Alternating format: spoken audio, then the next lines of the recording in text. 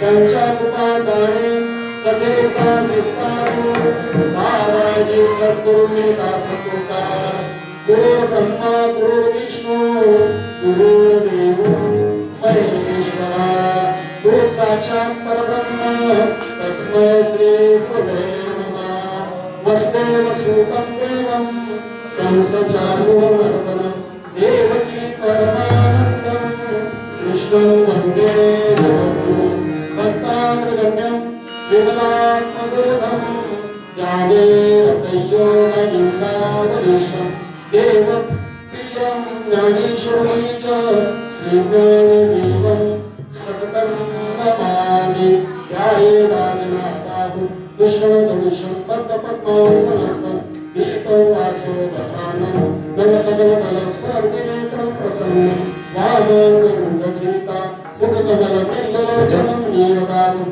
नानालङ्कारदीप्त तरुणमनुजनामण्डलं रामचन्द्रं निधि ध्यानं प्रभु रामचन्द्र की गोपाल कृष्ण भगवान की गोपाल कृष्ण भगवान की हर हर हर आवडे रूप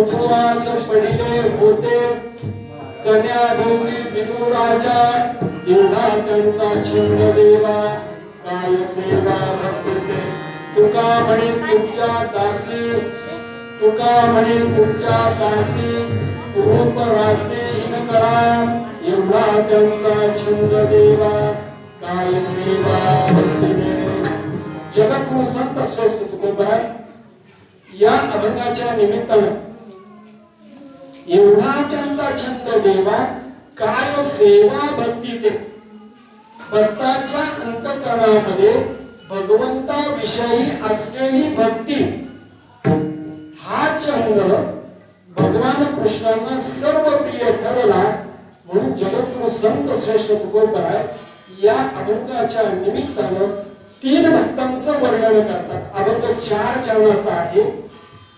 तीन भक्तांचं वर्णन त्या ठिकाणी केलेलं आहे आणि तिन्ही भक्तांच्या अंतःकरणामध्ये असलेला केलेला भक्तीचा भाव हा भगवान कृष्णांना प्रिय ठरला आणि मग अशा भक्तांची सेवा करण्याचा छंद भगवंताला लागला. म्हणून आजच्या कीर्तनरूपी सेवेच्या केंद्रस्थानी सामान्य जीवाला असणारा छंद, संतांना असणारा छंद आणि देवाला असणारा छंद हा विषय कीर्तनरूपी सेवेच्या केंद्रस्थानी आहे.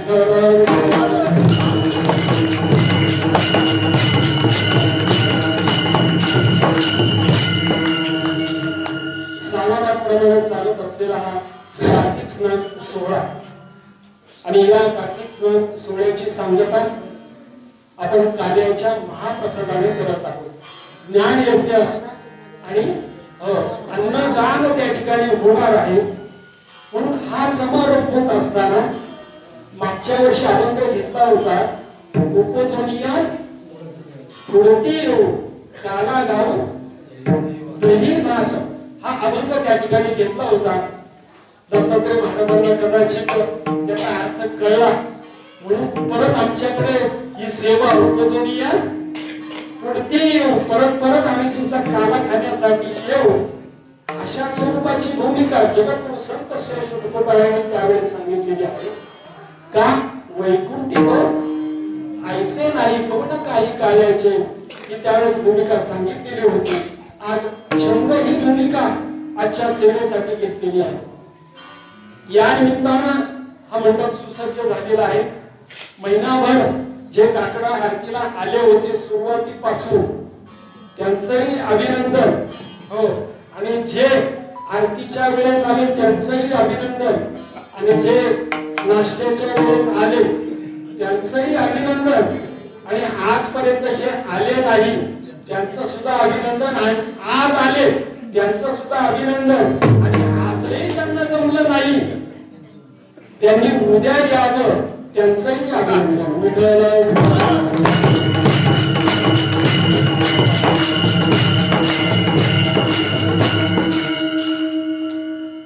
कार्याचं कीर्तन म्हटलं की थोडीशी मर्यादा असते वेळेची, आणि अभंगाचा विस्तार कसा व्हावा लागतो. अभंग तर बोलण्यासारखं भरपूर काय आहे. अनेक माता सालाबादमध्ये या ठिकाणी उपस्थित आहेत, टाळकरी मंडळी असतील. एवढंच नव्हे तर ज्या मुलांसाठी आजचा अभंग आहे, दोन पोरे चांगली, पूर्वीच्या कालखंडामध्ये 30 वर्षापूर्वीचा कारण आपला कालखंड जर पाहिला तर आपल्याकडे सकाळ सकाळ कोणी बघायचं नाही. का नाकातून गंगा यमुना त्या ठिकाणी यायच्या, आणि मग म्हणायचं आईला, आई तर पोराला स्वच्छ कर तरच कडावरती येईल. आजकाल तसं नसतं. आज स्वच्छता वगैरे अतिशय चांगली मुलं त्या ठिकाणी पाळत असतात. या ठिकाणी तुकोबराय सांगतात की गवळ्याची पोरं खरंच चांगली होती का? गवळ्याची ताक पिरे कोण पोरे चांगली, एवढा त्यांचा छंद देवा काय सेवा भक्ती ते. अजून काय विदुर खरंच श्रीमंत होता का? हो, एवढंच नव्हे, उपजा दाशी जी होती 8 ठिकाणी वाटलेली होती, परंतु तिच्या अंतःकरणामध्ये असलेला भाव हा भगवंताला त्या ठिकाणी सर्व प्रिय ठरला. परिणाम हा झाला की या सर्वांचा छंद भगवंताला लागला आणि भगवंताने त्यांची सेवा त्या ठिकाणी केली. म्हणून एवढा त्यांचा छंद देवा काय सेवा भक्ती ते. विठ्ठल विठ्ठल.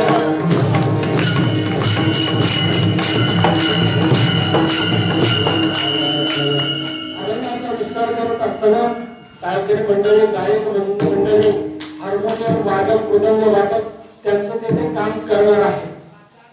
श्रोत्यांनी फक्त हो मुखाने टाळी वाजवायची आणि हाताने टाळी वाजवायची आणि मुखाने नाम घ्यायचं, एवढी तुमच्याकडे जमतं. तेवढंही जमलं नाही तर हाताने त्या ठिकाणी टाळी वाजवत आपलं विठ्ठल नाम त्या ठिकाणी करायचं. कारण हा एकल्याचा खेळ नसतो. म्हणून तर हा मेळविली मांडी वैष्णवांची. जो हाताने टाळी वाजवतो तो सुद्धा वैष्णव त्या ठिकाणी होतो.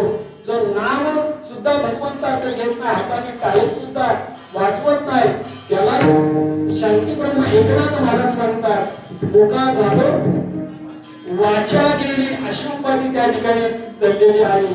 म्हणून कुणीही आपला त्या ठिकाणी नाम घेत असताना घेता नाम देव वाचे पर्वत जळतील पापांचे ऐसा नामाचा महिमा वेद शिरला झाली सीमा.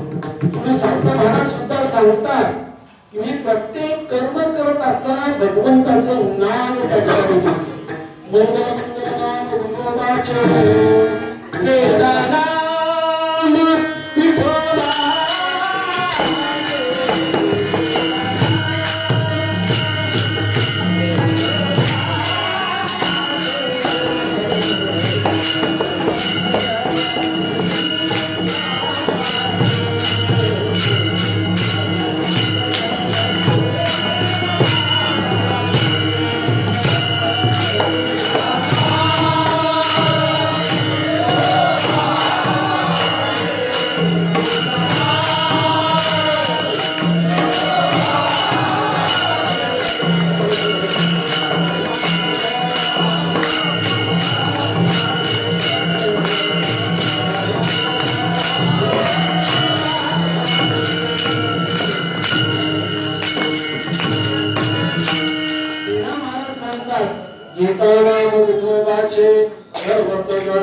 पापांचे ऐसा नामाचा महिमा वेद शिरला झाले सीमा. बाल्यामुळी ब्रह्महत्यारे नामे तारिला निरधारी सेना बसला निवांत विठ्ठल नाम उच्चारित. हा साधू संतांना लागलेला भगवंताच्या नामस्मरणाचा छंद. परंतु छंदाचे 3 प्रकार सांगितलेले आहेत. सामान्य जीवाचा छंद, संतांचा छंद आणि देवाचा छंद. सामान्य जीवाला छंद असतो संसाराचा छंद. पहिला छंद आवडता संसाराचा छंद. तो संसाराच्या रांगामधून बाहेर पडत नाही. परिणाम मंदिराच्या शेजारचीच दररोज काकडा आरतीला येत नाही. सगळ्या ठिकाणी असंच असतं. अगदी मंदिराच्या जवळ आहे पण सर्वच मंडळी येतील असं नाही. सचिन महाराज बरोबर ना, जवळची जे आहेत ती येत नाही कारण संसाराचा छंद त्या ठिकाणी लागलेला असतो. आणि मग हा संसाराचा छंद भल्यांना त्या ठिकाणी सुटत नाही. महाराज एक साधू सकाळी सकाळी एका आई साहेबांकडे आला. भिक्षाम देवाय असं बोलल्यावरती आई साहेब अंगण झाडत होती. घरामध्ये गेली आणि मुठभर पीठ आणलं आणि त्याच्या झोळीमध्ये ते रितं केलं. साधूने धन्यवाद दिला. मुलं अंगणामध्ये खेळत होती आणि खेळता खेळता एका मुलाचा 1 रुपया त्या अंगणामध्ये पडला होता. त्यावेळी तो पडलेला 1 रुपया त्या साधूने पाहिला आणि साधूचे हात त्या ठिकाणी लगेच ते 1 रुपया घेण्यासाठी वळाले. त्यावेळेस तो मुलगा आईला म्हणतो, आई आपल्या अंगणामध्ये पडलेला तो 1 रुपया तो साधू घेतो बघ. त्यावेळेस आई बाहेर आली. त्यावेळेस आई त्या ठिकाणी म्हणते, तू साधू असून तुझं काम क्रोध लोभ मद मत्सर गेले नाही. काहीही तुझा उपयोग नाही कारण त्या सामान्य जीवाला छंद असतो संसाराचा. तुकोबाराय सांगतात की हे सगळं होतं आमच्या जीवनामध्ये परंतु इकलिया सेंद गरोपण गेले श्रीराम गेले पांडुरंगे आठव गेले भाव झाला स्वयंदेव पांडुरंग.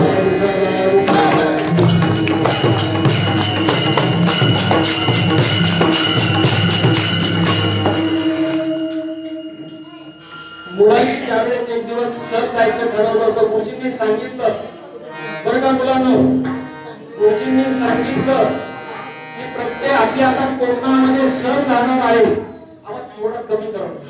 कोकणामध्ये सर जाणार आहे. घरी गेल्यावरती आईला सांगायचं की सहलीसाठी 500 रुपये लागणार आहे. मुलगा घरी गेला. इकडे पहा, मुलगा घरी गेला. आईला सांगितलं आई कोकणात सहल जाणार आहे. सहलीसाठी गुरुजींनी 500 मागितलेले आहे. आई म्हटले ठीक आहे, काही हरकत नाही, तू फक्त मला हे सांगितलं, तुझ्या पप्पांना हे सांगू नको. आणि मग आईने ते ऐकल्यावरती पप्पांकडे गेली, आपल्या पतिराजांकडे गेली आणि पतिराजांना सांगितलं आपला श्यामला कोकणामध्ये सहलीला जायचंय. त्यावेळेस पप्पा त्या ठिकाणी म्हणतात किती पैसे द्यायचे त्याला. त्यावेळेस आई त्या ठिकाणी म्हणते त्याला 1000 रुपये लागतात. संसाराचा छंद कसा असतो का. आणि मग त्या ठिकाणी पतिराजांना सांगितलं होते, पतिराज म्हणले ठीक आहे, का हरकत नाही, तुला 1000 रुपये देतो. पतिराजांनी पुढे आपल्या वडिलांकडे गेले आणि वडिलांना सांगितलं नातू चाललाय सहलीला, हो त्याला सहलीसाठी पैसे द्या की, किती पैसे पाहिजे. त्यावेळेस त्या पित्याने आपल्या वडिलांना सांगितलं त्याला 1500 रुपये पाहिजे. ठीक आहे, बाबांकडे गेल्यावरती बाबा म्हणले आता पेन्शन वगैरे सगळं बंद झालेलं आहे, सगळं खातं जे आहे हो माझ्या बायकोकडे त्याच्या आईकडे आहे.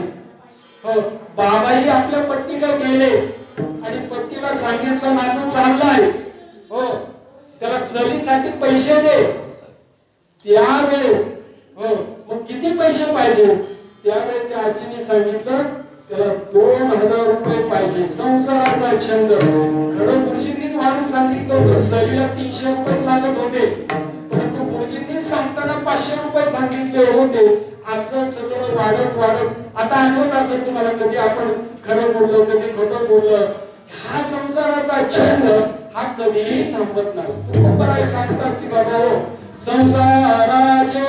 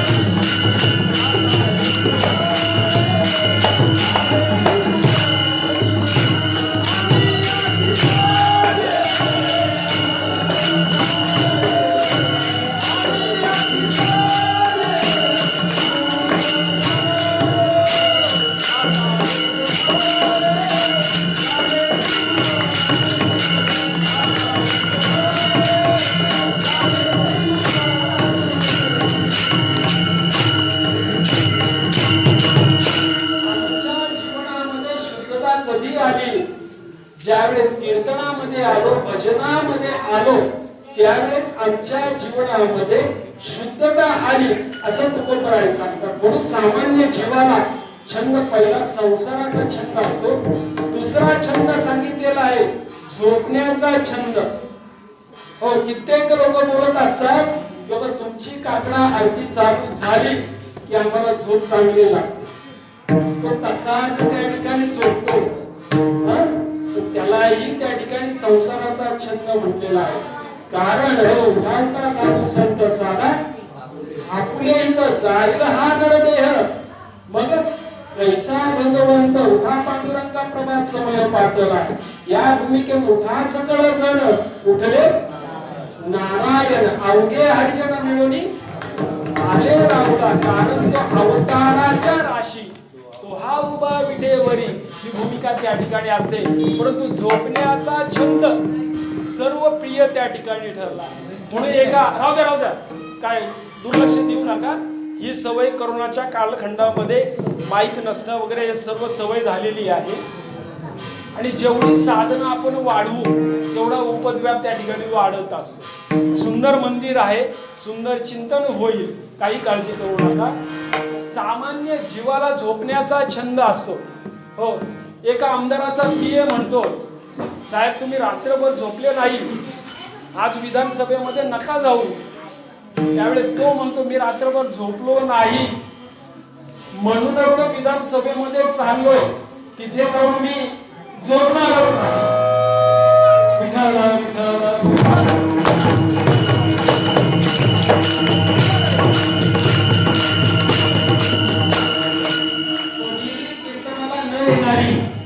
एक महिला कीर्तनाला येते, आजच्या दिवशी नाही बघा, जुन्या कालखंडामध्ये. हो, आणि मग ती आल्यावरती तिचा अर्धा तास वगैरे कसा बसा जातो. त्या अर्धा तासानंतर तिला प्रश्न पडतो, एकच बाबा बोलतोय, बराच वेळ झाला, दुसरं मुली का बोलत नाही, काय करावं म्हणे, कंटाळा आला. 15 मिनिटानंतर जाहिराती बघायची सवय, इथं जाहिरात वगैरे तसं काही नाही. तिला प्रश्न पडला, आता काय करायचं. मग तिच्या मनामध्ये प्रश्न आला की बाबा आता मग आपण काहीतरी केलं पाहिजे. पण ती काय करू लागली, माती उकरू लागली. बसल्या बसल्या पूर्वीच्या कालखंडामध्ये मातीवरतीच आपण बसायचं. आणि मग त्यावेळेस की माती उकरत असताना एक स्त्री ज्यावेळेस असं करते त्यावेळेस दुसरी स्त्री सुद्धा तसंच करते. ती माती उकरते म्हणून दुसरी पण उकरायला हळूहळू सर्व उकरायला लागले त्या ठिकाणी. असं होता होता महाराजांचं लक्ष गेलं, त्या सगळ्या जणी माती का उकरतायत. प्रत्येकाला विचार तिथपर्यंत जिने सुरुवात केली होती, हो, तिला विचारलं तुम्ही माती का उकरताय. त्यावेळेस ती म्हणते, हो, भात लावत असताना माझी जोडवी हरवली होती, ती जोडवी मी या ठिकाणी शोधले. महाराज म्हणतात मग ती शोधायची असेल तर शेतात जावं लागेल. त्यावेळी ती म्हणते शेतामध्ये आता रात्र झाली ना, तिथं अंधार आहे, इथं पूजा आहे, म्हणून या ठिकाणी मी शोधते.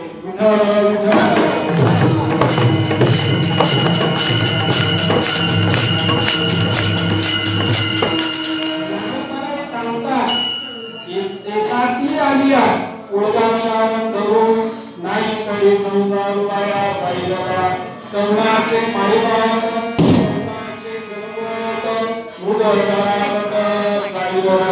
हा संसार वाया जाईल, त्यासाठी तुम्ही रामकृष्ण नामे हे दोन्ही साजरी उदय म्हणजे स्मराकारे कर जोडोनी विनवितो.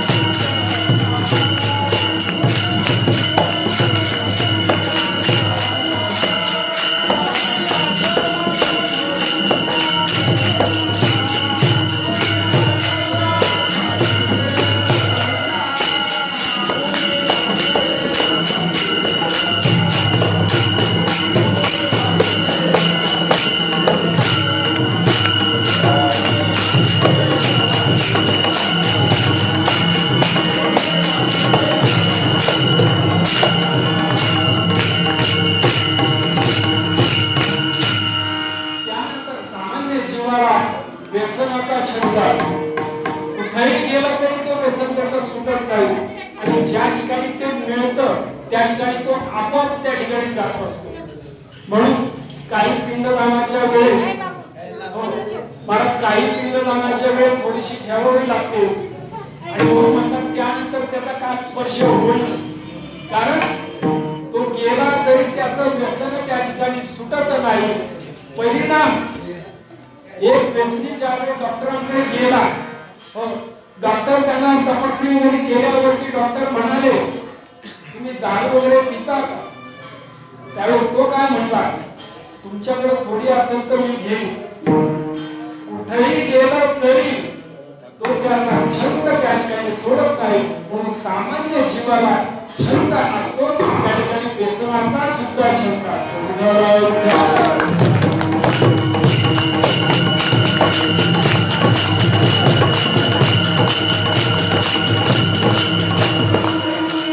असे सामान्य जीवाचे असंख्य छंद शास्त्रकारांनी सांगितले आहेत.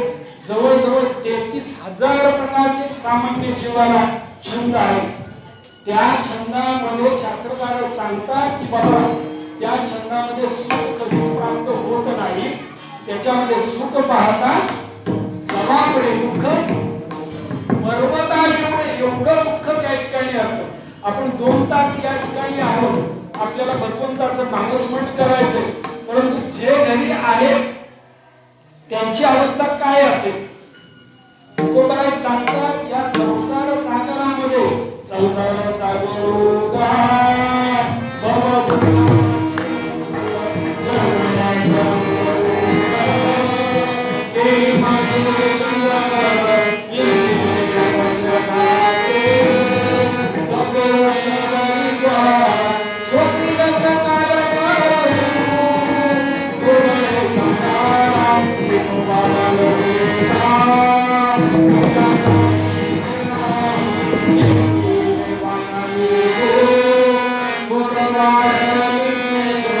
त्याच्यामध्ये दुःख आहेच.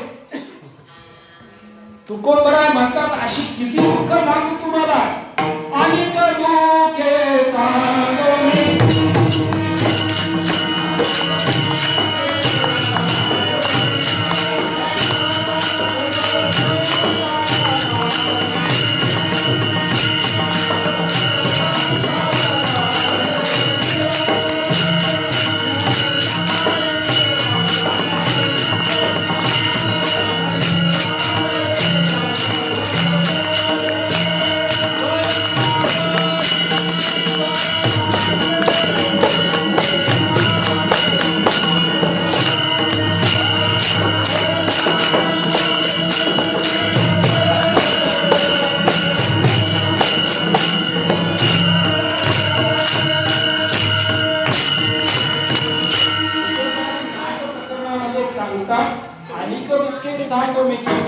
सकळ संसाराची स्थिती, त्यामुळे संसारामध्ये त्या सामान्य जीवाला सुखाची प्राप्ती होत नाही, म्हणून तो सामान्य जीवाचा संसार त्या ठिकाणी वाया जातो.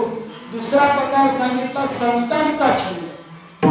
संतांचा महाराज छंद सांगत असताना, मी गातो नाचतो आनंदे, वेळा झाडतो आणि छंदे. गौरवींना सुद्धा ज्या ज्या वेळेस दुःख व्हायचं त्या त्यावेळेस त्या भगवंताकडे जायचे, गोविंदाकडे जायचं. गोविंद गोविंद मनात लागलेला छंद, मग गोविंद ते काय या भूमिकेमधनं तिथं तुकोबराय म्हणतात, आम्हाला छंद कुठला आहे? विठ्ठल नामाचाच छंद आमच्या जीवनामध्ये आहे.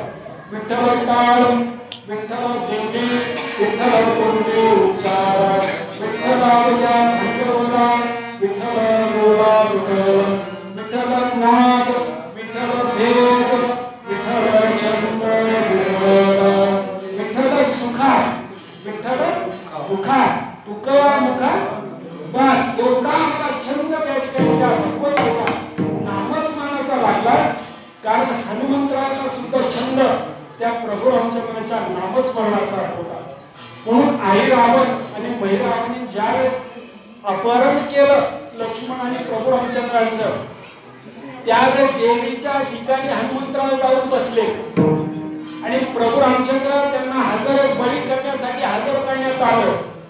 देवीच्या रूपामध्ये असणारे हनुमंतराय बोलू लागले, मी तर देवी आहे, आता तुम्हाला सोडवणार कोण? यावेळेस प्रभू रामचंद्र म्हणतात की माझ्या हनुमंतरांना जर हे कळलं तर ते आम्हाला सोडवण्यासाठी नक्कीच येईल. असा संवाद होत असताना शेवटी प्रभू रामचंद्र बोलतात, अहो देवी, तुम्ही देवी आहात ठीक आहे, परंतु आजपर्यंत मी अनेक देवी पाहिलेल्या आहेत, अनेक देवी पाहिल्या, पण शेवटाची देवी पहिलीच त्या ठिकाणी पाहिली. हनुमंतराय म्हणले, आपा पकडा गया. आणि मग तो प्रसंग त्या ठिकाणी संपला की बाबा हनुमंतरायांनी त्यांना सोडवलं. म्हणून हनुमंतरायांच्या जीवनामध्ये जी भक्ती होती तीच भक्ती तुकोबारायांना श्रेष्ठ ठरली आणि त्याच भक्तीच्या वाटा हनुमंतरायांना कोण विचारतात तर तुकोबाराय विचार. शरण शरण शरण शरण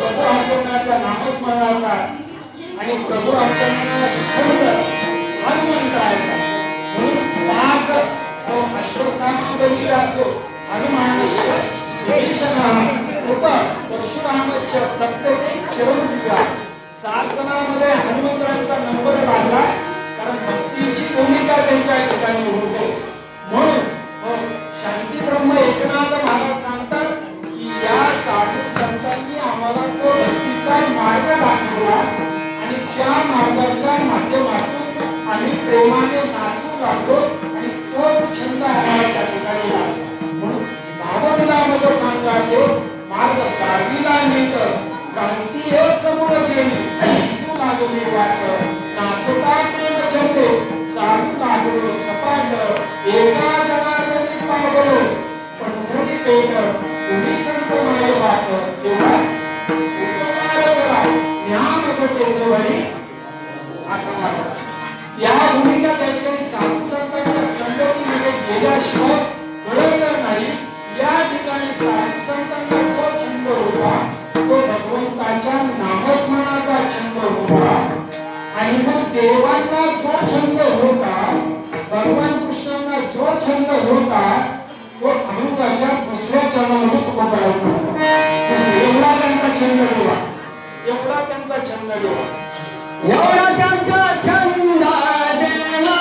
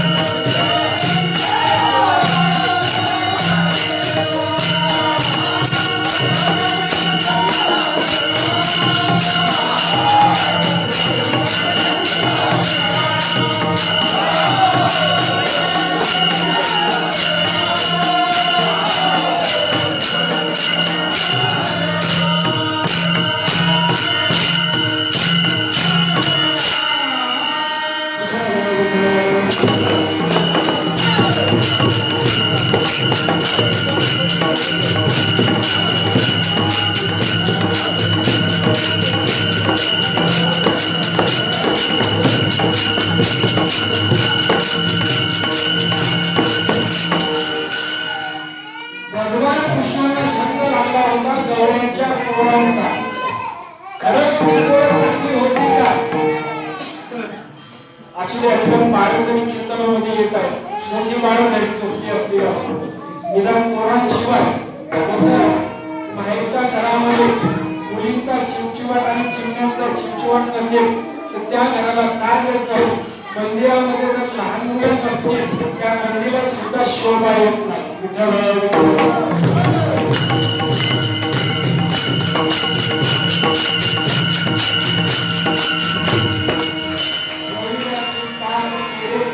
खरंच चांगली होती तुकोबराय म्हणतात चांगलीच होती राहणीमान त्यांचं गरीब होतं म्हणून अशा स्वरूपाचा प्रश्न त्या ठिकाणी त्या पोरांना खास द्यायला जास्त मिळत नव्हतं म्हणून कोण चांगली खरं चांगली होती का परंतु एका गवळ्याच्या मुलाच्या जीवनामध्ये कोणाच्या जीवनामध्ये अशा स्वरूपाचा प्रसंग घडला आई मला खूप भूक लागली त्यावेळेस बाळा घरामध्ये ताकाशिवाय काहीच नाही त्यावेळेस तो म्हणतो ताक दे आणि मग आईने ग्लास भर ताक त्या ठिकाणी दिलं पहिला ग्लास तो पटापटा त्या ठिकाणी तो ग्लास पिला आणि मग त्याच्या मनामध्ये शंका आली आईने जे आज ताक केलेलं आहे ते खूप चांगलं झालेलं आहे मधुर झालेलं आहे असं ताक जर भगवान कृष्णांना नेऊन दिलं तर त्याला सुद्धा किती आनंद होईल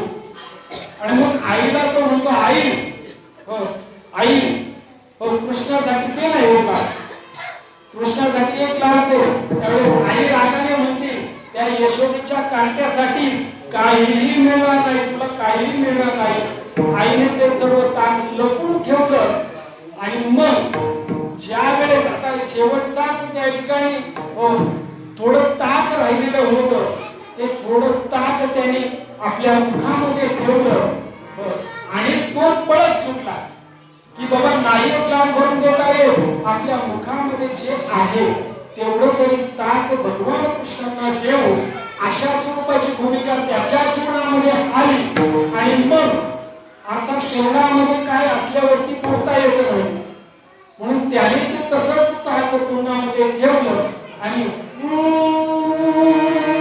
असं करत ज्या ठिकाणी हे सर्व विद्युत आणून खेळत होते त्या ठिकाणी तो पळत गेला आणि मग कृष्णाला सांगू लागला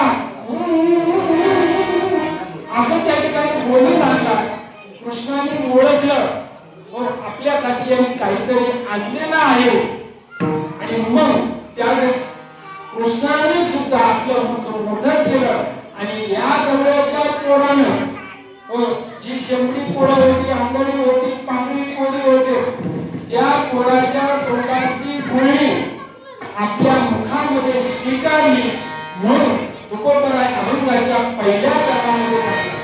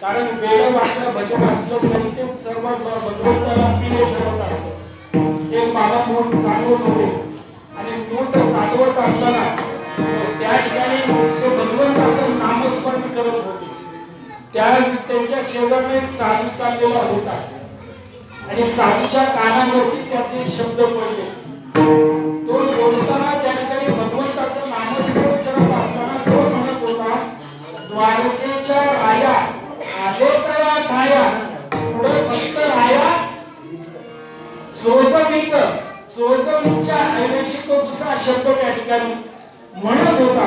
त्या साधूला ज्या वेळेस ते कळलं त्यावेळी त्या साधूने सांगितलं तू चुकीचं बोलतोय, तुझं भजन बंद कर. त्या मोड चालवणाऱ्या शेतकऱ्याने ते भजन बंद केलं महाराज. पण हा साधू ज्या वेळेस घरी गेला रात्रभर त्याला झोपच आली नाही. माझ्या हातून आज पाप घडलं. मी त्या शेतकऱ्याला भजन नव्हतं बंद करायला पाहिजे होतं. तो जरी चुकीचं बोलत होता तरी त्याच्या अंतःकरणामध्ये असलेला भाव त्या ठिकाणी महत्वपूर्ण होता. दुसऱ्या दिवशी तो परत त्या ठिकाणी आला आणि शेतकऱ्याला सांगितलं तुझं जे भजन चाललेलं होतं बोलिले वेळी वापुडे या भूमिकेमधनं आपण जसं असेल तसं, कारण सांगतात समयासी देव देविले कसं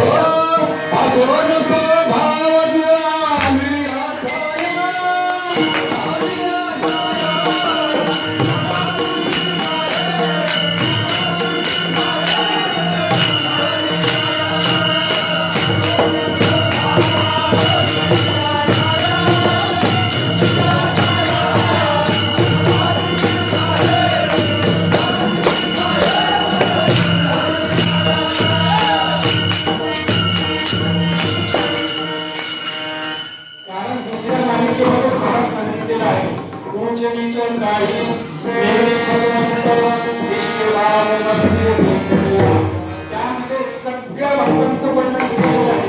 आणि सगळे भक्त महाराज हो जे सर्व भक्त आहेत ते खालच्या समाजातील त्या कालखंडामध्ये आता सर्व समानतेचा संदेश आहे आणि काल्याचा संदेश सुद्धा समानतेचाच संदेश आहे सर्वांनी. कारण सकळासी येथे हे अधिकार कुणाला प्रमाण सुचलं तरी बिंदास या ठिकाणी म्हणायचं. निंदा करण्यासाठी कोणाला वेळ नाही. कारण साधू संतांची निंदा केली, हरिभक्तांची स्तुती नाही केली, तेरे वाचा पंगू झाली, एका जनार्दनी कृपा लादली, मुका झालो वाचा गेली. त्याला त्या ठिकाणी जो निंदा करत असतो त्याला म्हटलेला आहे. जो अर्धवट असतो ना तो फक्त निंदा करण्यामध्ये आपला वेळ त्या ठिकाणी घालवतो. परंतु या गौरवांच्या पोरांमध्ये भगवंत ज्ञानोपराय सांगतात त्यांच्या अंतःकरणामध्ये आनंदने शब्दो माम ये जना परिउपासने तेषा नित्याभियुक्ताना योगक्षेमं वहाम्यहं. कारण ते श्रद्धापूर्वक करत होते. श्रद्धा वाढवते ज्ञानम तत्परस्य देवया ज्ञानम लब्ध्वा पराशान्यं आत्मसुखाचिया बोलिया मिटे जो का सकळ विषया जयाच्या काळीया माडुवाई.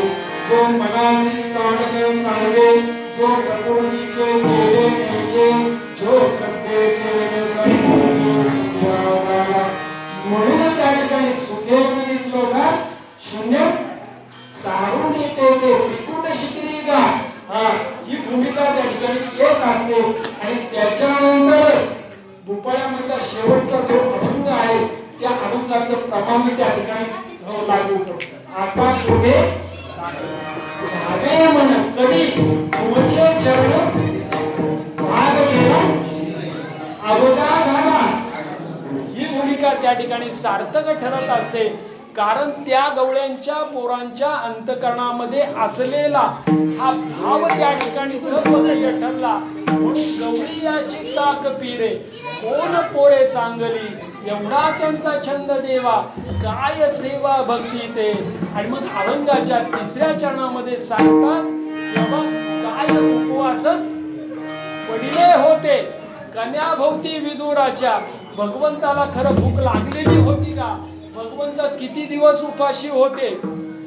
हो, कारण एवढे ढिगभर जर नैवेद्य एका सणाच्या दिवशी मिळालं तर देव सुद्धा कधी खाणार. आणि मग त्याही वेळेस प्रश्न पडला की देव खरंच किती दिवस उपाशी होते. ज्यावेळेस युद्धाचा प्रसंग टाकला त्यावेळेस शेवटचा समझोता म्हणून हो त्या ठिकाणी भगवान कृष्णांनी ठरवलं आमंत्रमक्षरम नास्ती नास्ती मूलम नौषधी अयोग्य पुरुषो नास्ती योजकस्तत्र दुर्लभा. म्हणून भजनाचं नियोजन करणारा तो योजक त्या ठिकाणी महत्वाचा असतो. नावं ठेवतात हेच कमी पडलं, आयत्या वेळेस माईकच चालला ना हे, परंतु त्याचा उपद्व्याप किती असो, आधी अर्धा तास यायचं, नंतर सगळ्या शेवटी जायचं, त्याला योजक त्या ठिकाणी म्हणलेलं आहे. कुरुक्षेत्रावरती योजक भगवान कृष्ण होते. युद्ध झालं नाही पाहिजे अशी त्यांची इच्छा त्या ठिकाणी होती. आणि मग दुर्योधनाकडे गेल्यानंतर दुर्योधनाला सांगितलं, अरे निदान हो त्यांना 5 गावं तरी दे, इंद्रप्रस्थ तरी दे. त्यावेळेस दुर्योधन म्हणतो, हो माझ्याकडे खूप मोठे मोठे योद्धे आहेत, हो माझी मोठ्या मोठ्या गुंडांची ओळख आहे, हो मुळशी पॅटर्न मोठ्या मोठ्या गुंडांची ओळख आहे, त्यामुळं मला काय हो भीती नाही. त्यावेळेस हो ज्ञानोबराय त्याचं वर्णन करतात. अस्माकं तु विशिष्टाय तान्नी बोध द्विजतम नायका मम सैन्यस्य संज्ञाने तान ब्रवीमिते भवान विष्णुश्च कर्णश्च कृपश्च समितिंजया अश्वत्थामा विकर्णश्च सौभक्तिस्ततैव च अन्येषु वरमेश्वरा मदर्ते त्यक्ते जीविता नाना शस्त्र प्रहरणास सर्व युद्ध विशारदा. द्रोणाचार्य आहे माझ्याकडे, कृपाचार्य आहे, भीष्माचार्य आहे, सूर्यपुत्र कर्ण सुद्धा माझ्याकडे आहे. त्यामुळे मी त्या पांडवांना 5 गावे सोडा, इंद्रप्रस्थ सोडा, सुईच्या डोंगरावरती बसेल एवढी माती सुद्धा मी त्या ठिकाणी देणार नाही. असं ज्यावेळेस दुर्योधन भगवान कृष्णांना सांगतो, त्यावेळेस भगवान कृष्ण म्हणतात, या युद्धाचा परिणाम काय होणार आहे तुला माहिती आहे का? मला त्या परिणामाची काहीही भीती नाही, कारण जिंकणार मीच आहे. स्वार्थी होता, जिंकणार मीच आहे अशा स्वरूपाचं बोलल्यानंतर त्यावेळेस भगवान कृष्ण उद्धवाबरोबर निघाले. तिथून निघाले, दुर्योधनाने मिष्टान्न भोजनाची व्यवस्था केलेली होती. देव येणार म्हणून, महाराज घरी येणार म्हणून मिष्टान्न भोजनाची व्यवस्था केलेली होती. त्यावेळेस भगवान कृष्ण म्हणतात, उद्धवा असलं जेवण, स्वार्थी जेवण आपल्याला काहीही उपयोगाचं नाही. मोठं घर आणि पोकळ वासा, ज्या ठिकाणी भाव नसेल, ज्या ठिकाणी स्वार्थ असेल, त्या ठिकाणी जेवण करू नये. गरिबा घरची मिरची भाकर त्या ठिकाणी खाल्ली तरी चालते. म्हणून त्या ठिकाणी कबीरजी सांगून जातात, बडे बडे मंदिर कोण काम के पावन ही पावे चलो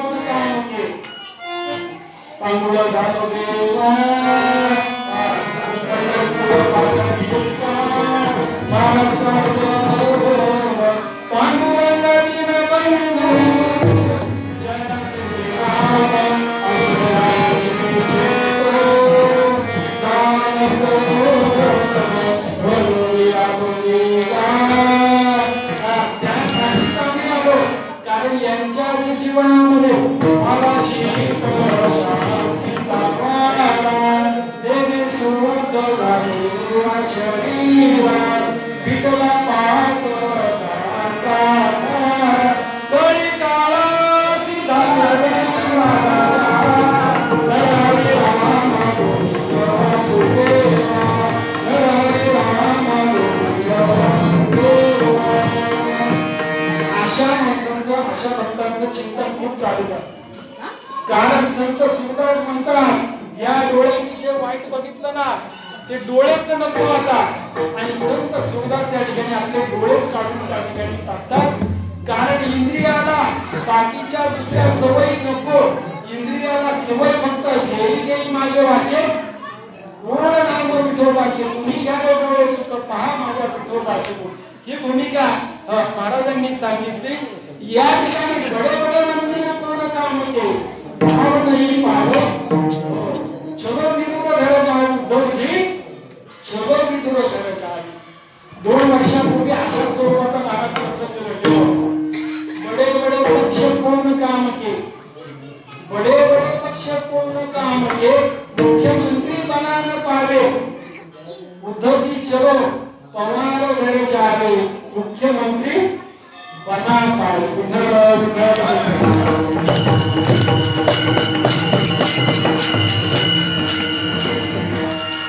त्या ठिकाणी दुर्योधनाच्या युद्धात मेवा त्या ठिकाणी खाल्ला नाही.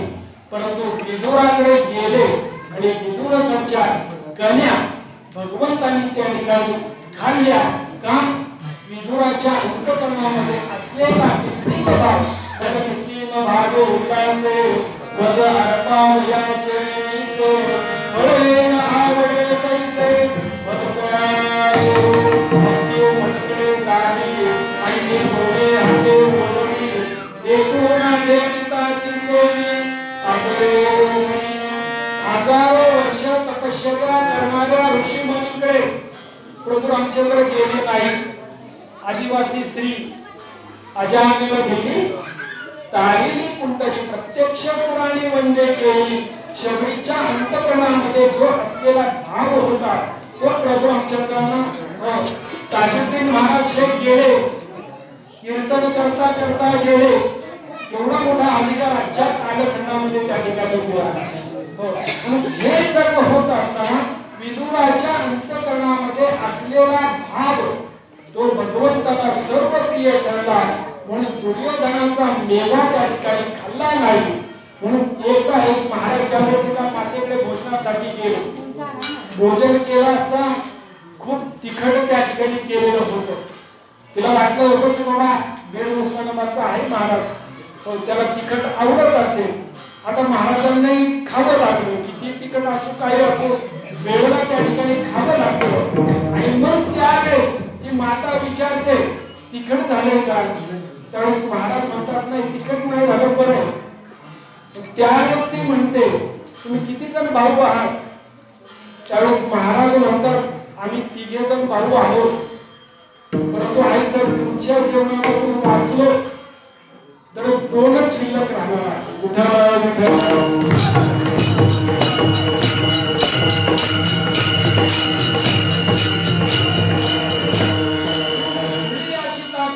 कोण कोण चांगली एवढा त्यांचा छंद देवा काय सेवा भक्ती काय उपवास पुढे होते कन्या भक्ती विठोराच्या. आणि मग तुकोबरा शेवटच्या चरणामध्ये सांगतात तेव्हा अजून कोणाची भक्ती भगवंताला सर्व प्रिय ठरली अभंगाच्या शेवटच्या चरणामध्ये. तुझा म्हणे पुढच्या दासी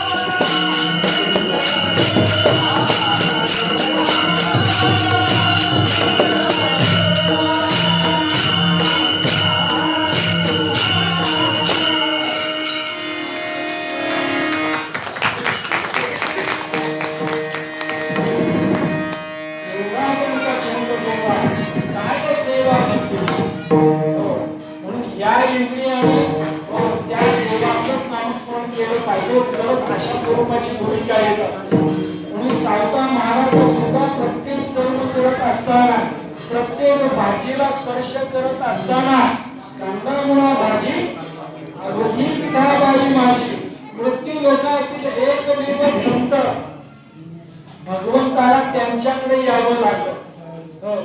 देव म्हणे सावत्या लपवी मजला, उशीर भवताला येवचो, लपवा असतान दुसरे तुझे आय, उदर काढून लपविला, भक्ताचे अंगई पैसे नारायण, कुठेचे सिंहासन घालून या, एका जनार्दने नामाने ते आला, मारतो बाईला नाही काही.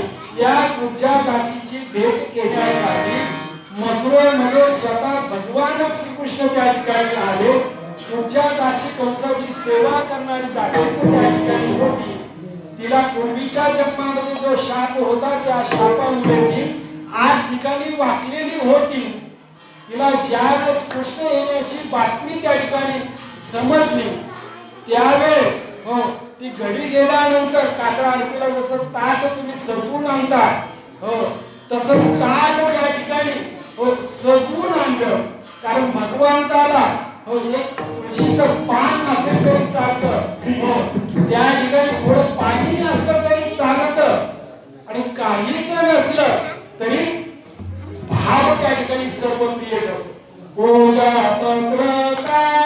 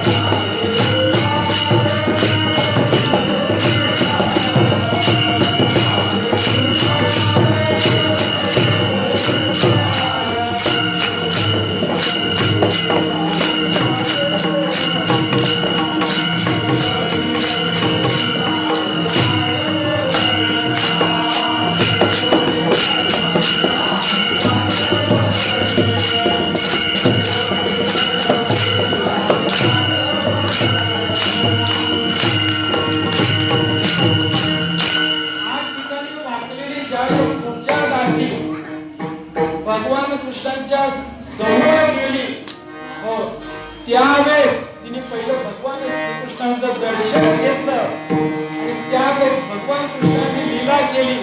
हळू तिच्या खांद्याला धरलं आणि तिच्या उजव्या पायावरती आपला पाय त्या ठिकाणी दिला, आणि तिचे खांदे धरल्यानंतर तिला असं वर उचललं, आणि तेवढ्याच चमत्कार झाला. जी आठ ठिकाणी वाकलेली होती ती सरळ झाली. केवळ सरळ झाली नाही, रूप लावण्य त्या ठिकाणी स्त्री झाली.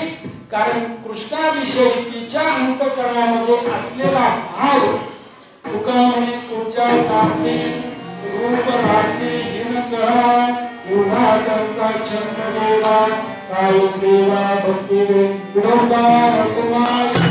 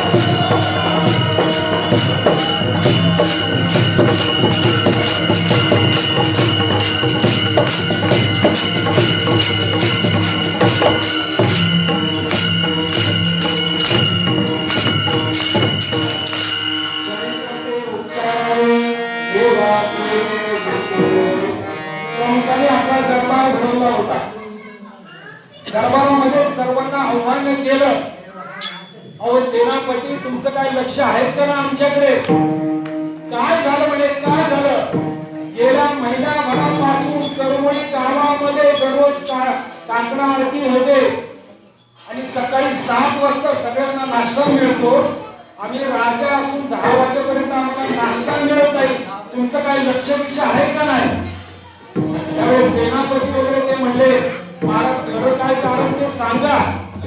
त्यावेळेस कंस राजांनी सांगितलं, हो माझा शत्रू हळूहळू आता मोठा होत चाललेला आहे, त्याचा काहीतरी बंदोबस्त केला पाहिजे, नाहीतर मला मरणाला सामोरे जावं लागेल. कारण सर्वात भीती कोणाला असते?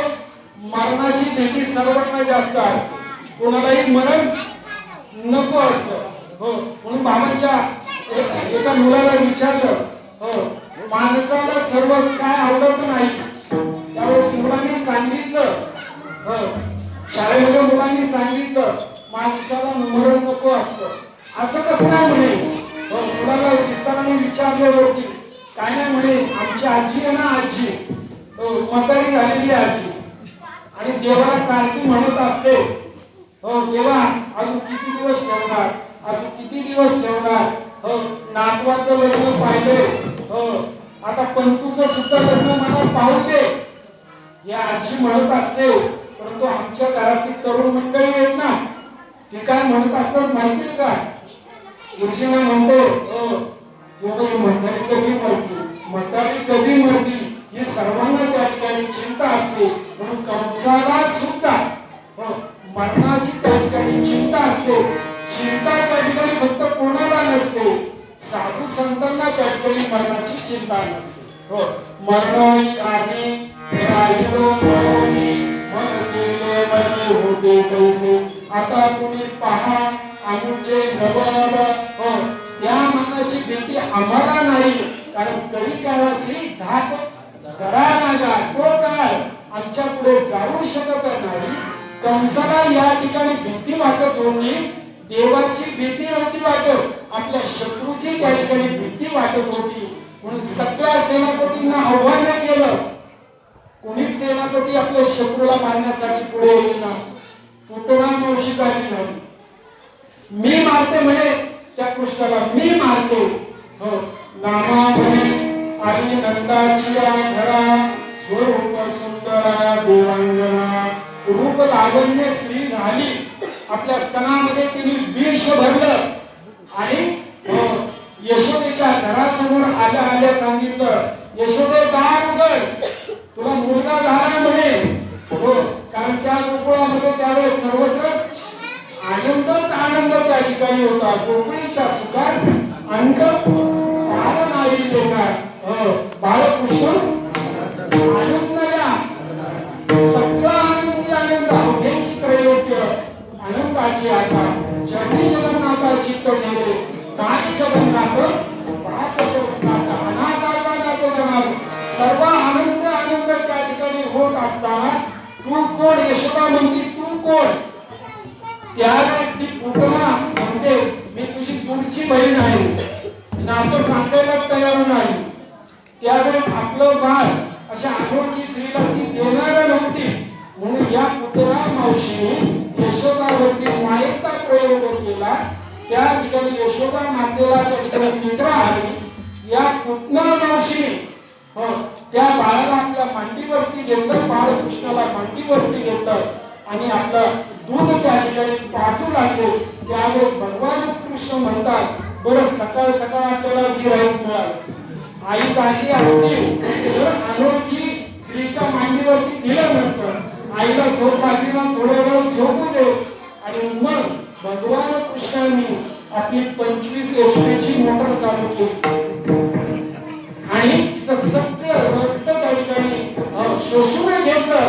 परिणाम असा झाला, जास्त वेळ पुढे केल्यास शरीरातले रक्त सुद्धा त्या ठिकाणी एक ठिकाणी जमा होत असतं, त्यामुळे आपल्याला चक्कर येतात. म्हणून ती फुगडी सुद्धा खेळत असताना हळूहळू त्या ठिकाणी खेळायचं. जो सर्वात काही त्या ठिकाणी फुगडी खेळत होता चक्कर लगेच येते. या ठिकाणी त्यांनी 25 HP ची मोटर चालू केली. पुतना मावशी ती कोसळणार तोच भगवान कृष्णांनी लीला केली, तिला उचलून यमुनातील नेलं आणि सर्व गोपाळांना त्या ठिकाणी बोलवलं की आपल्याला आपल्या वाट्याला कधी न आलेला अंतविधी आपल्याला या ठिकाणी करायचं. सगळे गोपाळ त्या ठिकाणी गोळा झाले, सर्व लाकडं वगैरे त्या ठिकाणी गोळा करण्यात आली आणि मग त्यावेळेस नामा म्हणे दिला अग्नी, नामा म्हणे दिला अग्नी, वासन समोरे त्रिभुवनी, त्रिभुवनामध्ये तो वास त्या ठिकाणी गेला. वैकुंठामध्ये देवांना प्रश्न पडला, कोणाचं प्रेत जाळलेलं आहे? पुतना मावशीचं जाळलेलं आहे. मग राक्षसाचं जाळलं असताना वास त्या ठिकाणी दुर्गंधीचा यायला पाहिजे.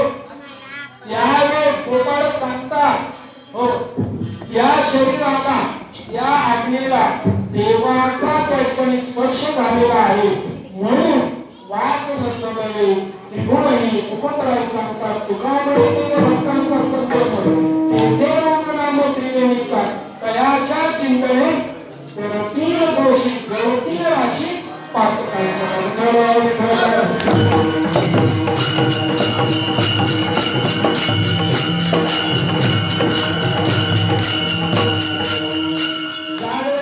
सर्व गोपाळ भगवान कृष्ण यमुना तीरी खेळायचे, त्यावेळेस हे लगेच त्या ठिकाणी जमायचे. भगवान कृष्णांना प्रश्न पडायचा, आपण गवळ्याची पोरं आणि मग तुम्ही तर दष्टपुष्ट असले पाहिजे, तुम्हाला घरी काय दही दूध वगैरे मिळतं का नाही? त्यावेळेस सगळ्या गवळ्याच्या पोरांनी तक्रार केली, दही दूध आम्हाला मिळत नाही, आम्हाला फक्त मिळतं ताक, आणि ताक पिऊन पैलवान होता येत नाही. ही तक्रार कृष्णाकडे केली असता कृष्णाने सांगितलं, तुम्हाला दही दूध देण्याची जबाबदारी माझी. भगवान कृष्णाने आपला पराक्रम चालू केला. दुसऱ्या दिवसापासून गवळणीच्या घरामध्ये जायचं, जे दही दूध असेल ते सर्व आपल्या गोपाळांना द्यायचं, आणि जर गवळणीने दिलं नाही तर ते दही दूध वगैरे सगळं सांडून द्यायचे. आणि तेवढेही नाही करता आलं तर चुलीमध्ये पाणी त्या ठिकाणी टाकायचं, आणि चुलीमध्ये पाणी टाकलं की महिलांना सगळ्यात राग त्या ठिकाणी येतो, कारण परत चूल पेटवायची, त्यासाठी भरपूर काही उद्योग करावा लागतो. भगवान कृष्णांनी ह्या सगळ्या थोड्या त्या ठिकाणी सुरू केल्या. परिणाम सगळ्या गवळणी यशोदेकडे गेल्या आणि यशोदेला सांगू लागल्या की यशोदे, हा तुझा कृष्ण आणि हे सगळे गोपाळ प्रत्येकाच्या घरी जातात, आम्हाला खूप त्रास देतात. यशोदे, आता आम्ही या गोकुळामध्ये, महाराज या गोकुळामध्ये राहायचं का नाही ही तक्रार त्या ठिकाणी केली. गोकुळी राहावे का जावे ही भूमिका त्या ठिकाणी सांगितली. हा सर्व प्रसंग घडत असताना अनेक गवळणी त्या ठिकाणी तक्रार द्यायची. कधी नव्हती दिवाळीला एक माहेर वासनी आलेली होती आणि तिलाही त्या ठिकाणी भगवान कृष्णाचा राग त्या ठिकाणी यायचा. लग्नापूर्वी तिला त्रास दिला होता, म्हणून आता याची जिरवणी पाहिजे, म्हणून त्या भगवान कृष्णाची तक्रार देण्यासाठी ती यशोदा मातेकडे गेली. यशोदा मातेच्या समोर गेल्या आता तक्रार, आता भांडण सुरू होणार म्हणून सगळ्या त्या ठिकाणी गोळा झाला. परंतु यशोदा माता ज्यावेळेस बाहेर आली त्यावेळेस तिच्या मुखाकडे ते सर्वजण पाहू लागले. इतर सर्व तक्रार देणारी जी गवळण होती त्या गवळणीकडे सगळे पाहू लागले आणि तिच्या तोंडावरती मुखाकडे बघून सर्वजण हसू लागले. देवाने आपली लीला त्या ठिकाणी केली होती की तिचं मुख सर्व त्या ठिकाणी काळं केलेलं होतं आणि ते मुख बघून त्या ठिकाणी ती त्या ठिकाणी लाजली. परिणाम ती दुसऱ्याच्या दिवशी आपले सासरे निघून गेले. आता सासरी गेल्यानंतर सासू सासरे म्हणायला लागले ही आमची सुनबाई नाही, मुलंही म्हणायला लागली ही आमची मम्मी नाही. आणि तिचा ज्यावेळेस स्वीकार कोणीही करायला तयार नव्हता त्यावेळेस एका साधकाने कृष्ण भक्त गवळणीने सांगितलं, तुला परत आता कृष्णाकडे जावं लागेल, त्याला शरण व्हावं लागेल, तरच तुझ्या मुखावरचा जो काळा रंग आहे तो निघून जाईल. तुकोबराय म्हणतात, म्हणून शरण जावे सर्व भावे देवासी, तुहा उतरील पार भव दुसर नहीचा उद्धव.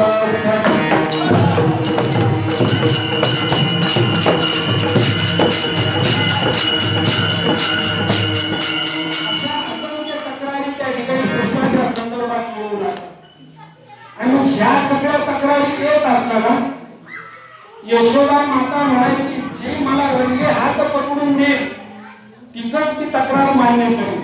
आणि मग एका गवळीने मी प्रपंच घेतला आणि ज्या वेळेस हे सर्व गोपाळ आणि भगवान कृष्ण एका गवळणीच्या घरामध्ये गेले सर्व चोरी त्या ठिकाणी करू लागले. परिणाम भगवान श्रीकृष्ण आतमध्येच राहिले. तिने बाहेरनं दरवाजा लावून घेतला. दरवाजा लावून घेतल्यानंतर आता कृष्ण आतमध्ये आहे याची खात्री तिला त्या ठिकाणी झाली. त्यावेळेस भगवान श्रीकृष्ण म्हणतात मी संदीपन ऋषींच्या आश्रमामध्ये मुक्त होण्याचं शिकलेलो आहे. तुम्ही काय काळजी करू नका. गोपाळांना शंका होती आपल्याला विनाकारण मार खावा लागेल. कृष्णाच्या नादी लागलो आणि आपल्याला मार खावा लागेल. त्यावेळेस भगवान कृष्णांनी सांगितलं तुम्ही फक्त डोळे झाका. मी जो मंत्र होईल त्या मंत्राच्या माध्यमातून तुम्ही घराच्या बाहेर जाल.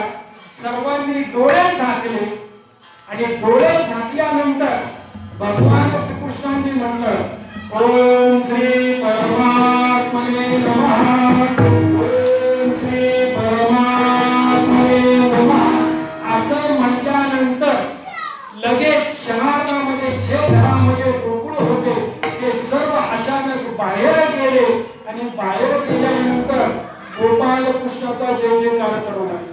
गोपाल कृष्ण भगवान की जय. गोपाल कृष्ण पण या गवळ्यांच्या पोरांना प्रश्न पडला आपण तो सुटलो आपला मित्र कधी सुटणार. दोरडा चोरी वगैरे केली असते तर शंका असते. एक सुटणार दोन सुटणार त्यांची काळजी असते आपला मित्र कधी सुटणार. मग त्याच्यासाठी अजून काहीतरी उद्योग करतात आणि मग त्याच्या उद्योगाच्या माध्यमातून परत वृत्तामध्ये पेपरला नाव येतं. म्हणून त्याला विचारवंत सांगतात नीतीने वागलं तर रामासारखा पूजला जातो. अनीतीने वागला तर रावणासारखा जाळला जातो.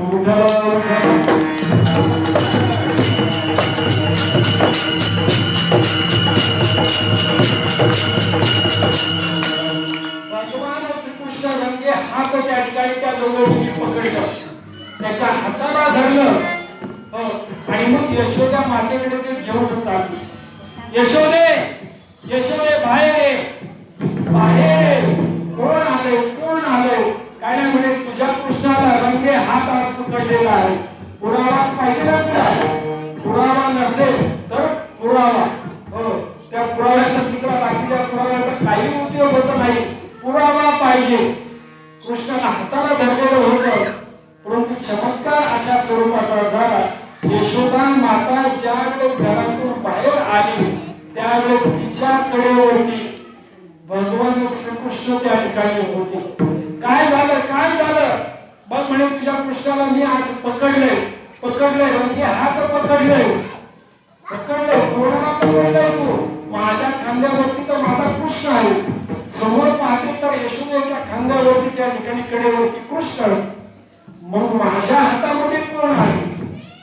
तिला दिसताना कृष्ण दिसत होता.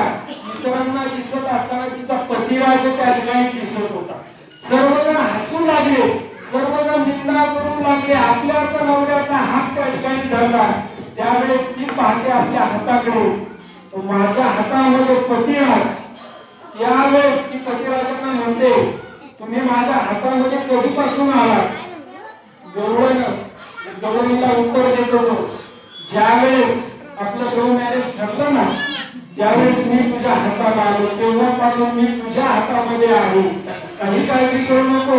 आणि तिने हात त्या ठिकाणी सोडला आणि मग त्या सर्व यशोदा माते असतील सर्व गवळणीची माफी त्या ठिकाणी मागितली.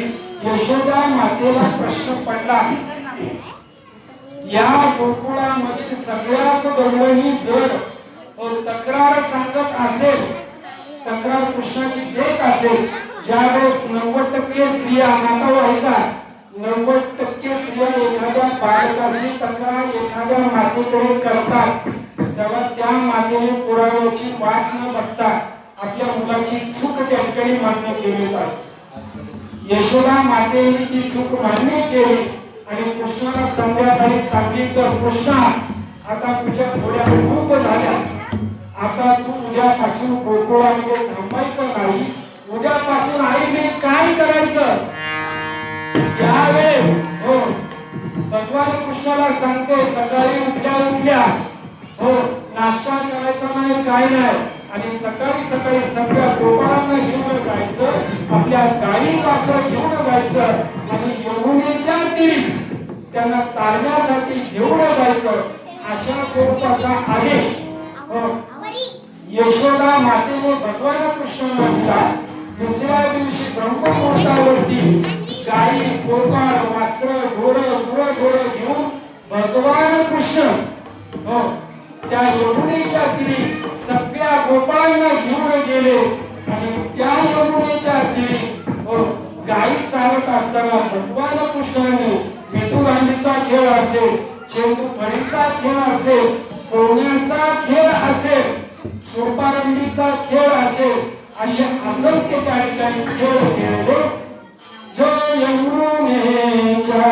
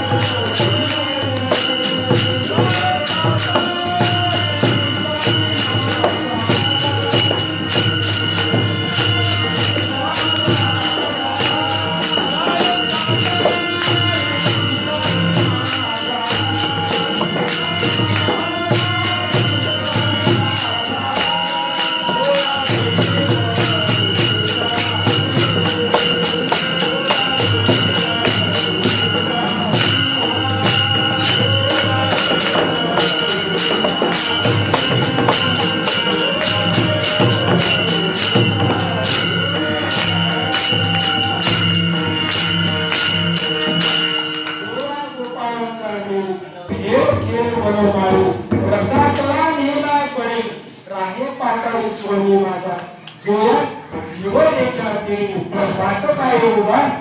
भक्तीची आवडी कृपाळुता तरी उतारलं. या गुणिके म्हणून भगवंताला त्या सगळ्या गोपाळांचा छंद त्या ठिकाणी लागला. अनेक खेळ त्या ठिकाणी खेळले आणि मग गोपाळ म्हणू लागले, कृष्णा आता खूप खेळलो रे, आपण खूप खेळलो, आता जरा भजनानंतर पोटात पाण्याची काहीतरी व्यवस्था केली पाहिजे. आणि मग गोपाळ कृष्ण म्हणतात, भोजन नाही करायचं, अजून एक खेळ आपल्याला खेळायचा आहे. आणि मग तो कुठला खेळ भगवान कृष्णाने सांगितलं, तुम्ही ज्या सर्व शिदोऱ्या आणलेल्या आहेत त्या सर्व शिदोऱ्या माझ्या समोर ठेवा आणि तुम्ही सर्वजण पंक्तीमध्ये बसा. भगवान कृष्णांनी आपल्या पितांबरावरती त्या सर्व ज्या शिदोऱ्या होत्या त्या सर्व एकत्र केल्या आणि एकत्र केल्यानंतर त्यांना लाईनीमध्ये त्या ठिकाणी बसवलं आणि मग स्वतः भगवान कृष्णांनी तो जो एकत्र केलेला काना होता आपल्या स्वतःच्या हस्ते त्या ठिकाणी सर्व गोपाळांना त्या ठिकाणी वाटला. त्यांनी जरी यमुना तीरी केला असेल तरी आपल्या साधू संतांनी काव्याच्या माध्यमातून प्रत्येक गावागावामध्ये हा काला अक्षर दिवशी संपन्न होत आहे.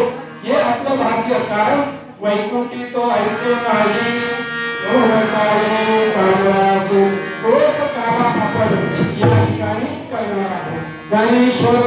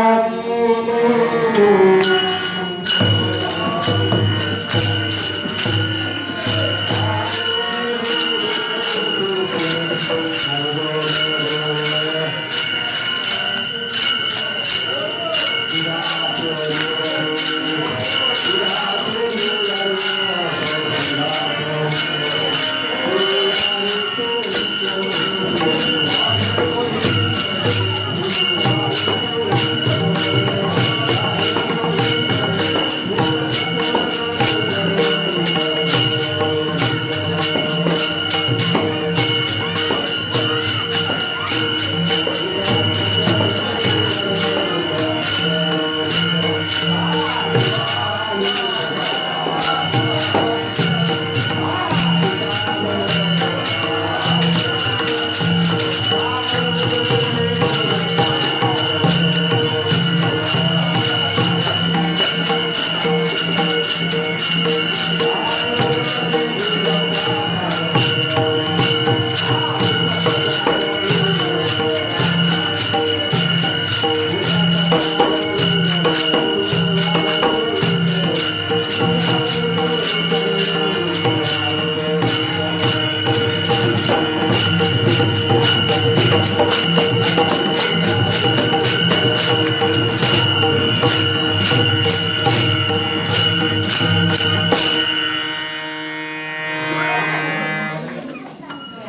वापरलेला होता वैष्णवनिका समर्पण या भूमिकेमध्ये हाच कार्य आपण या ठिकाणी साजरा करत आहोत भजनी सेवा भगवंताच्या चरणी गौरव पण या ठिकाणी सर्वोत्तर म्हणण्यासाठी भगवान मला ठेवले त्याप्रमाणे मारले जातात परिणाम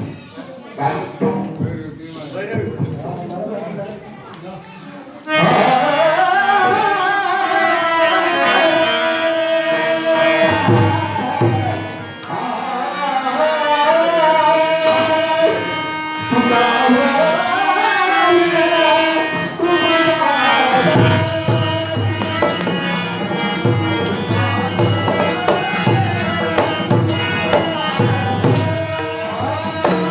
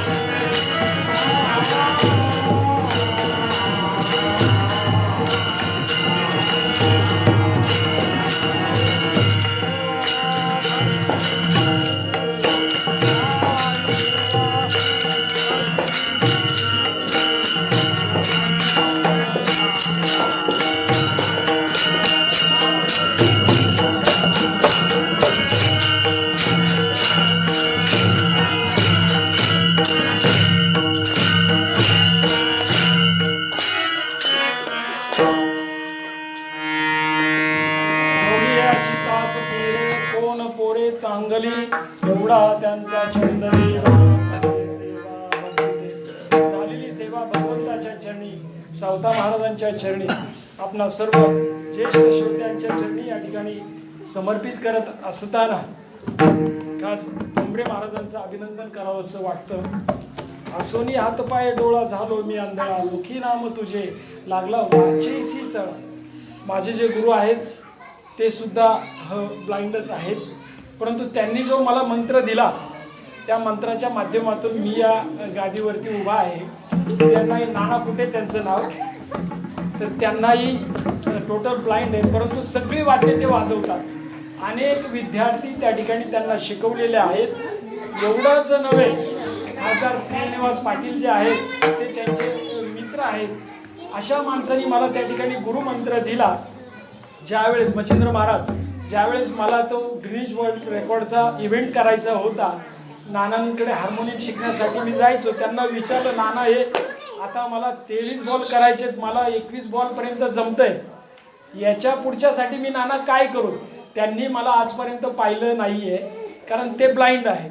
मग नानांनी सांगितलं, हो, कुठल्याही कर्माला जर भगवंताच्या नामस्मरणाची जोड दिली तर त्या ठिकाणी ते साध्य होत असतं. त्यावेळेस नानांनी सांगितलं, तू ज्यावेळेस एक एक बॉल इकडे ठेवतो ना, त्यावेळेस ठेवताना फक्त श्रीराम श्रीराम असा मंत्र त्या ठिकाणी त्यांनी सांगितला. आणि मग 1 वर्षाच्या कालखंडाच्या नंतर ते जगामधल्या गिनीज वर्ल्ड रेकॉर्डच्या बुकमध्ये नोंद झाली. त्या व्यक्तीने त्या गुरुनी जर मला हे शिकवलं नसतं तर कदाचित या ठिकाणी त्या गादीवरती मी उभा नसतो. म्हणून असे जीवनामध्ये अनेक प्रत्यक्ष आपल्याला देव त्या ठिकाणी पाहता येत नाही, परंतु देवासारखी माणसं आपल्याला त्या ठिकाणी पाहण्याचा योग या साधू संतांनी दिलेला आहे. कारण जे का रंजले गांजले त्यासी म्हणे जो आपले तोची साधू ओळखावा देव तेथेची जाणवा. स्वामी काज गुरु भक्ती पितृवचन सेवापती हीच विष्णूची महापूजा अनुभव नाही तुझ्या. या भूमिका असंख्य भूमिका सांगता येतील. आजच्या या कीर्तनाच्या माध्यमातून उपजीविकेसाठी उद्योग व्यवसाय जरूर करा, उपजीविकेसाठी उद्योग व्यवसाय जरूर करा, परंतु खरं जीवन जगत असताना एखाद्या तरी कलेशी मैत्री जोडा. उद्योग व्यवसाय पोटापाचण्या पाण्याचा प्रश्न मिटवेल, परंतु जोडलेली कलेशी मैत्री तुम्ही कशासाठी जगायचं आणि का जगायचं ही कला सांगून देत असते. म्हणून 90 झालेले सुद्धा आजोबा त्या ठिकाणी म्हणतात अजून खूप जगायचं आणि 40 वर्षाचा मुलगा त्या ठिकाणी आत्महत्या करतो. हा त्या कलेचा त्या ठिकाणी प्रकार आहे. म्हणून कलेची त्या ठिकाणी एवढा त्यांचा छंद देवा काय सेवा भक्ती ते. म्हणून टाकलासे द्वारी उभा याचक भिकारी मज भीक काही देवा प्रेम भातुके पाठवा. या भूमिकेमधनं तुका मागे दान सेवा घेतल्या वाचून मज भीक काही देवा प्रेम भातुके पाठवा. तुकाराम